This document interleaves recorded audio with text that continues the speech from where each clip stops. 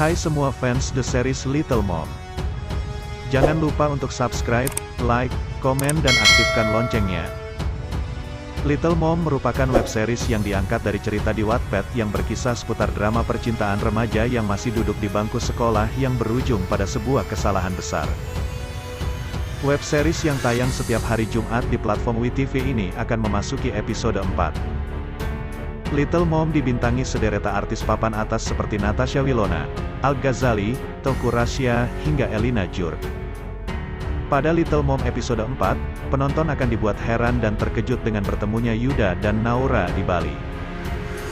Padahal Yuda sebelumnya sudah pergi ke Jepang, sedangkan Naura pergi ke Papua.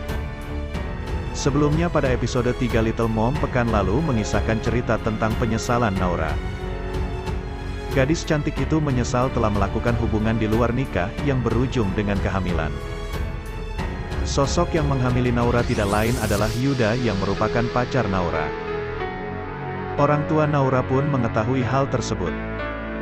Keduanya lantas mendatangi rumah Yuda untuk meminta pertanggungjawabannya. Namun semua terlambat, Yuda dan keluarganya sudah pergi ke Jepang meninggalkan Jakarta.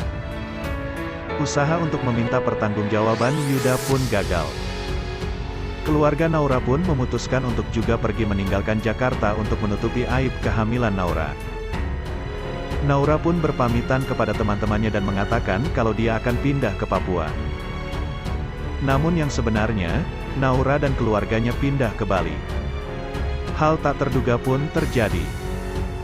Suatu ketika, mantan sekolah Naura, SMA Cipta Bangsa mengadakan kegiatan school trip ke Bali.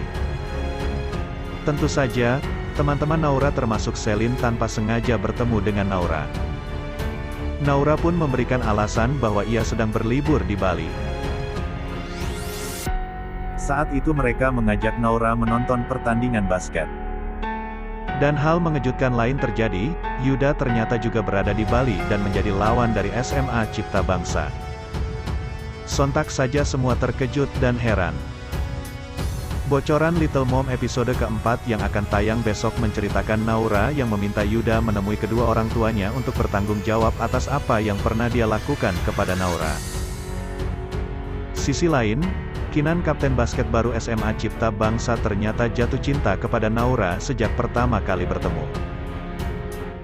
Karena Kinan mengetahui kalau Yuda dan Naura sudah putus, akhirnya dia berani mendekati Naura secara gentle. Namun, Yuda melarang Kinan mendekati Naura karena dia mempunyai sesuatu dengan Naura yang tidak dimiliki Kinan. Sontak Kinan heran dengan perkataan Yuda tersebut.